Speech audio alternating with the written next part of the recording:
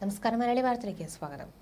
പാടശേഖരണ ബണ്ടിൽ നവജാത ശിശുവിനെ കുഴിച്ചിട്ട സംഭവത്തിൽ കൂടുതൽ വിവരങ്ങൾ പുറത്ത്. കുഞ്ഞിന്റെ അമ്മ ഡോണ ജോജി നേരത്തെ ഗർഭചിത്രത്തിന് ശ്രമിച്ചുവെന്നാണ് റിപ്പോർട്ട്.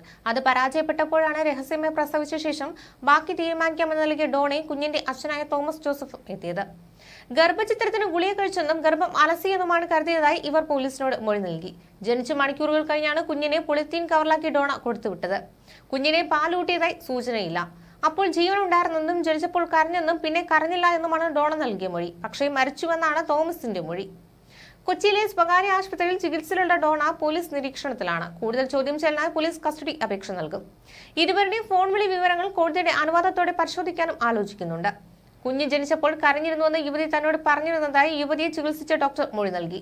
മൊഴിയുടെ അടിസ്ഥാനത്തിൽ മരണം കൊലപാതകമാണോ എന്ന് പോലീസ് പരിശോധിച്ചു വരികയാണ്.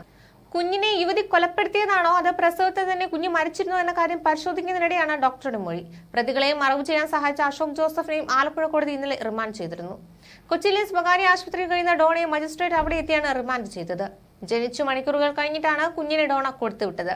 കുഞ്ഞിനെ പാലൂട്ടിയതായി സൂചനയില്ല. അതുവരെ കുഞ്ഞിനെ സൺഷെയ്ഡിൽ സ്റ്റെയർകേസിന് അടുത്ത് ഒളിപ്പിച്ചു വെക്കാനുള്ള സാധ്യതയുണ്ടെന്നാണ് പോലീസ് നിഗമനം. പോളിത്തീൻ കവറിലാക്കിയാണ് കൊടുത്തുവിട്ടത്. അപ്പോൾ ജീവനുണ്ടായിരുന്നെന്ന് ഡോണയും മൃതദേഹമായിരുന്നുവെന്ന് തോമസും മൊഴി നൽകിയിട്ടുണ്ട്. പ്രതികളെ ഒരുമിച്ചിരുത്തി ചോദ്യം ചെയ്താലേ ചിത്രം വ്യക്തമാകുമെന്നും അന്വേഷണ സംഘം പറയുന്നു. ചികിത്സയിലുള്ള യുവതി വൈകാതെ ആശുപത്രി വിടും. അതിനുശേഷം വിശദമായി ചോദ്യം ചെയ്യാനാണ് പോലീസിന്റെ നീക്കം. കഴിഞ്ഞ ബുധനാഴ്ച പുലർച്ചെയാണ് ഡോണ വീട്ടിലെ കിടപ്പുമുറിയിൽ പെൺകുഞ്ഞെ പ്രസവിച്ചത്. അന്ന് അർദ്ധരാത്രിക്ക് ശേഷം തോമസ് ജോസഫ് സുഹൃത്ത് അശോകുമത്തെത്തി കുഞ്ഞിന്റെ ജഡം കൊണ്ടുപോയി മറവ് ചെയ്തെന്നാണ് പ്രതികളുടെ മൊഴി. രക്തസ്രാവവും വയറുവേദനയും മൂലം 2 ദിവസത്തിനു ശേഷം ഡോണ ചികിത്സ തേടി. പരിശോധനയിൽ പ്രസവ വിവരം പുറത്തായി. തുടർന്ന് പോലീസ് കേസെടുത്ത് നടത്തിയ അന്വേഷണത്തിലാണ് മറ്റു 2 പ്രതികൾ കൂടി അറസ്റ്റിലായത്. ഫോറൻസിക് സയൻസ് കോഴ്സ് പൂർത്തീകരിച്ച ഡോണ കൊച്ചിയിൽ ജോലി ചെയ്യുകയായിരുന്നു. രാജസ്ഥാനിലെ ജയ്പൂരിൽ പഠനകാലത്താണ് അവിടെ ഹോട്ടൽ മാനേജ്മെന്റ് കോഴ്സിൽ പഠിച്ചിരുന്ന തോമസ് ജോസഫുമായി പ്രണയത്തിലായത്. കുഞ്ഞിന്റെ ആന്തരികാവയവങ്ങൾ വിശദ പരിശോധനയ്ക്ക് തിരുവനന്തപുരത്തെ ഫോറൻസിക് ലാബിലേക്ക് അയക്കാൻ പോലീസ് ആലോചിക്കുന്നുണ്ട്.